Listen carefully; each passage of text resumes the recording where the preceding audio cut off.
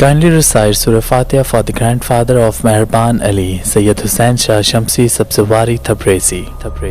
اللہ نے ہر دور میں اپنے خاص بندوں کو منتخب کیا تاکہ وہ انسانوں میں امن، سلامتی اور محبت پیدا کر سکیں۔ تو ویسے ہی سمندر کے بادشاہ، لہروں کے شہنشاہ، پیروں کے پیر، حاجیوں کے حاجی حضرت پیر حاجی علی کو بھی اللہ نے اپنی رحمت کے خزانے میں سے چن کے یہ حکم دیا کہ وہ ہندوستان کی سرزمین پہ ذات، مذہب اور دھرم سے آگے جا کر انسانیت کا پیغام پھیلائیں، انسان کو انسان سے پیار کرنا سکھائیں۔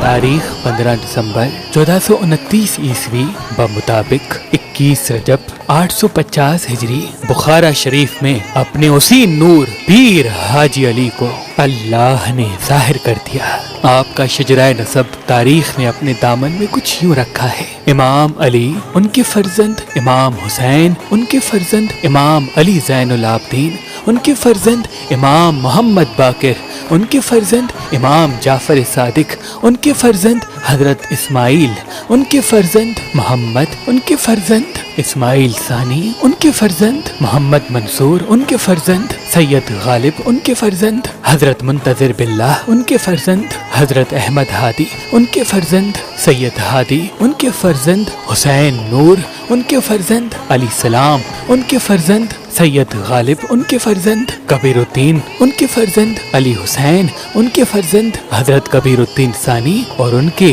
2 فرزند ہوئے، ایک بڑا بیٹا جن کا نام محمد اور دوسرا چھوٹا بیٹا جن کا نام علی، جس کو آج بھی زمانہ سمندر کا بادشاہ، لہروں کا شہنشاہ پیر حاجی علی کے نام سے سلام کرتا ہے۔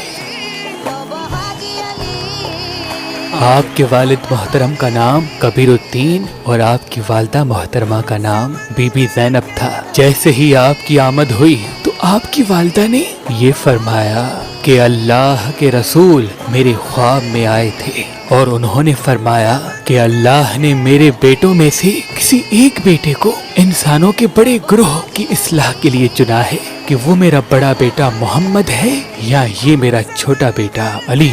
آپ نے ابتدائی تعلیم اپنے بابا کبیر الدین اور اپنی والدہ بی بی زینب سے لینا شروع کر دی۔ آپ کی والدہ محترمہ بار بار اللہ کے رسول کے خواب کا ذکر کر کے اپنے بچوں کو بتاتی کہ اے محمد، اے علی، تم دونوں میں سے ایک کو اللہ کے رسول نے چنا ہے۔ یاد رکھنا، صحیح اور غلط میں صرف ایک فرق ہے، جس چیز میں نفرت کا پیغام ہے وہ غلط ہے، جس چیز میں محبت کا پیغام ہے، امن کا پیغام ہے، وہ صحیح ہے۔ بس یوں آپ زمانہ بلوغیت کی طرف بڑھنے لگے۔ آپ کی عمر مبارک 22 سال تک پہنچی تو آپ کے بابا حضرت کبیر الدین دار الفنا سے دار البقا کی طرف کوچ کر گئے۔ آپ کے بابا کی رحلت کے بعد آپ کی والدہ محترمہ بار بار اللہ کے رسول کے اس خواب کو یاد کرتی اور اپنے بچوں سے یہ کہتی کہ اے میرے شہزادو، میں یہ چاہتی ہوں کہ اپنی زندگی میں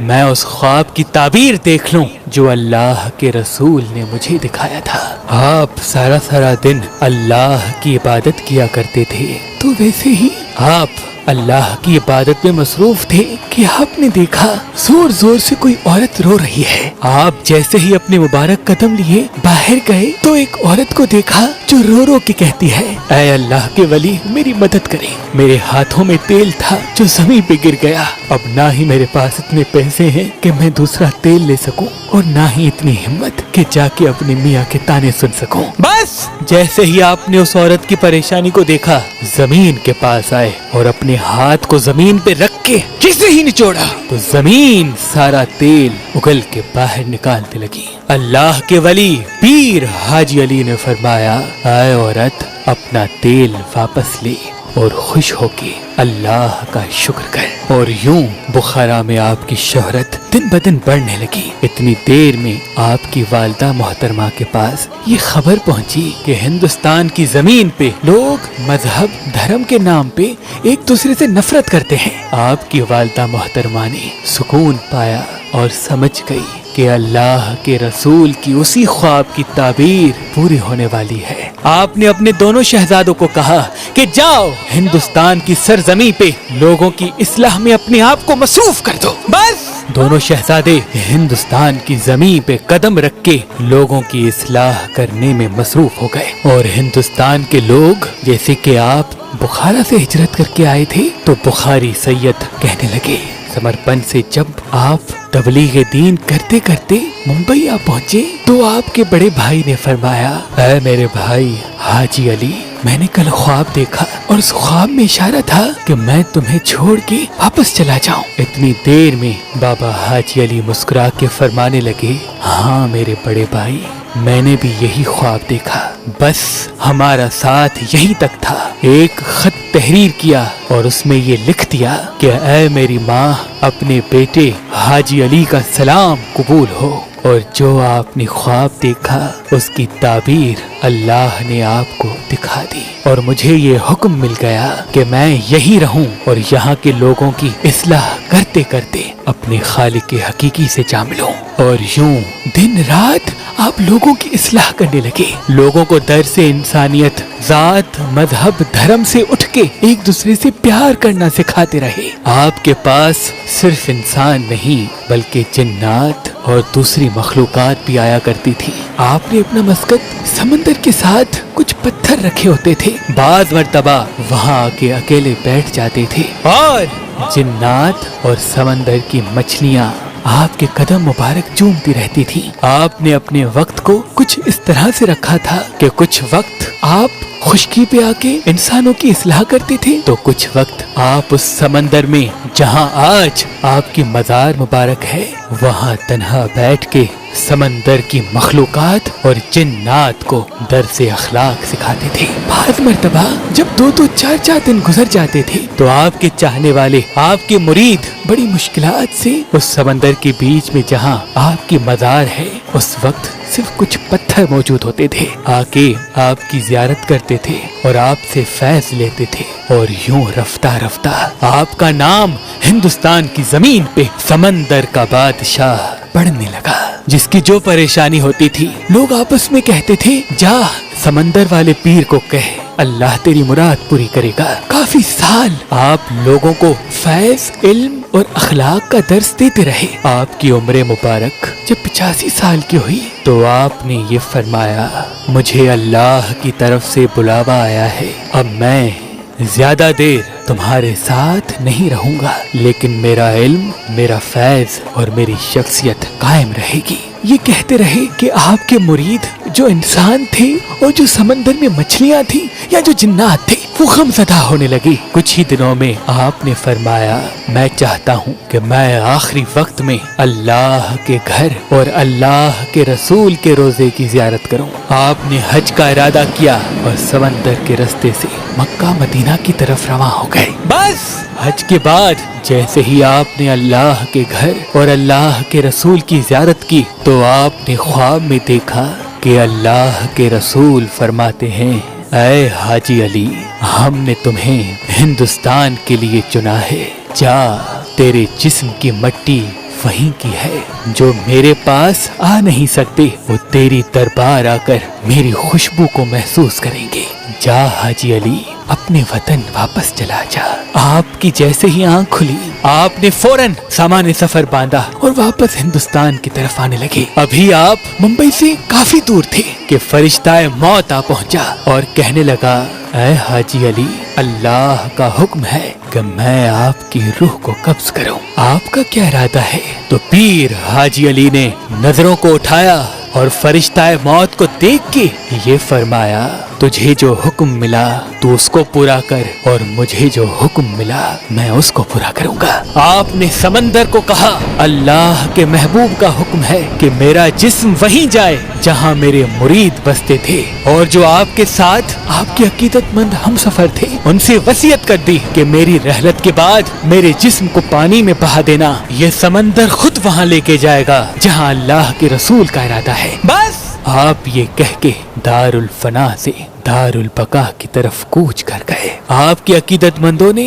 आपकी वसीयत पे अमल करते हुए आपके जिस्म मुबारक को समंदर के हवाले कर दिया, और समंदर ने और मछलियों ने और जिन्नात ने आपके मुबारक जिस्म को उठा के उसी जगह पे रख दिया जहां आप बैठ के लोगों की इस्लाह किया करते थे।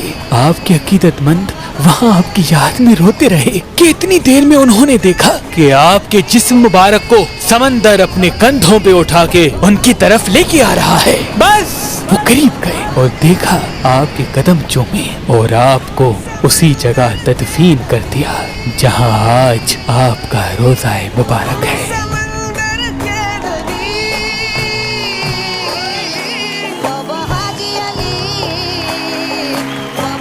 आपके इस मौजज़े को वहाँ के लोग एक दूसरे को बताते रहे, और जो आपके मुरीद भी थे वो भी आपके दरबार आते रहे। आपकी दरबार और खुशकी तक कोई पक्का रास्ता नहीं होता था। आपके चाहने वाले पत्थर जमा करते, समंदर में डालते और उससे आपकी दरबार तक आ पहुँचते, आपकी ज़ियारत करते और वापस चले जाते। 1944 में मोहम्मद अबी बकर ने आपके अकीदतमंद होने की हैसियत से ये इरादा किया कि आपके मुरीद बड़ी मुश्किल से आपकी दरबार में आते हैं, एक पक्का रास्ता कायम किया जाए ताकि आपके चाहने वाले बगैर तकलीफ किए आपकी दरबार आ पहुँचे। लेकिन वो बार बार ये सोचता था कि समंदर में पक्का रास्ता बनाए तो वो कुछ ही अय्याम में टूट जाएगा। इस बात को कुछ ही रोज गुजरे कि एक बूढ़ा सा आदमी जनाब अबू बकर, जो उन अय्याम में आपकी दरबार की खिदमत किया करता था, उनके पास आया और कहने लगा कि मेरे ख्वाब में मेरे मुर्शिद पीर हाजी अली आए और मुझसे पूछा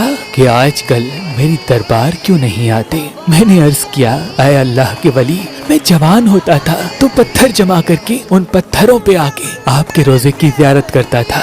ऐ अल्लाह के वली, अब मैं बूढ़ा हो चुका हूँ और मेरे जिस्म में इतनी ताकत बाकी नहीं कि पत्थर जमा करके रास्ता बनाऊं। तो इतनी देर में उस बुजुर्ग ने ख्वाब में देखा कि पीर हाजी अली फरमाने लगे, जल्द ही एक पक्का रास्ता मेरी दरबार तक बनेगा और मेरे जो बूढ़े अकीदतमंद हैं, मेरे जो बीमार अकीदतमंद हैं, उनको मेरी दरबार में आने पर किसी जहमत का सामना नहीं करना पड़ेगा। तो उस बुजुर्ग ने कहा, ऐ अल्लाह के वली, समंदर में इतना पक्का रास्ता कैसे बनेगा, वो तो टूट जाएगा। तो आपने फरमाया, इस रास्ते की हिफाजत समंदर खुद करेगा। बस जैसे ही ये बात आपके उस मुजाविर अबू बकर ने सुनी तो उनको इजाजत मिल गई और उन्होंने समझ लिया कि रास्ता बनाना हमारा काम है और उस रास्ते की हिफाजत करना पीर हाजी अली का काम है। और फिर खुशकी से लेके समंदर में आपकी दरबार तक एक पक्का रास्ता कायम किया गया और वो रास्ता आज भी कायम है। हजारों आपके अकीदतमंद आपकी ज़ियारत करने के लिए, आपकी दहलीज चूमने के लिए समंदर में उतरते हैं और आपकी ज़ियारत करके अल्लाह से आपके सदके अपनी दुआएं तलब करते हैं। सैकड़ों मर्तबा तूफान लगते हैं, साथ वाली इमारतें टूट जाती हैं, लेकिन ना उस रास्ते को कोई नुकसान पहुंचता है और ना ही आपकी दरबार को। सलाम हो समंदर के बादशाह, लहरों के शहंशाह, वलियों के वली, हाजियों के हाजी पीर हाजी अली पर।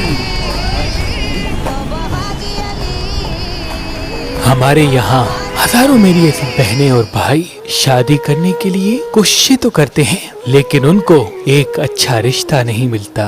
तभी आप तमाम मोमिनीन की दुआओं से हमने मेहरबान शादी दफ्तर कायम कर दिया है। अगर आप अपने घर में या अपने लिए खुद कोई अच्छा रिश्ता चाहते हैं तो आप मेहरबान शादी दफ्तर के नंबर पे कॉल करें और जिस किस्म का आपको रिश्ता चाहिए इंशाअल्लाह वैसा ही रिश्ता हम आपका करवाएंगे। अगर हमारा नंबर आपको मसरूफ मिलता है तो आप मेहरबानअली.com पे आए और उसके बाद मेहरबान शादी दफ्तर पे क्लिक करें और सारी तफसीलात यहाँ मौजूद है। अल्लाह तमाम मोमिनीन को सलामत रखे। हमारे यहाँ सादात और गैर सादात, पाकिस्तान और पाकिस्तान से बाहर अल्लाह के करम से बहुत ही अच्छे और नेक रिश्ते मौजूद हैं। तो अभी फोन उठाएं और इस नंबर पे कॉल करके अपने लिए एक अच्छा रिश्ता हासिल करें।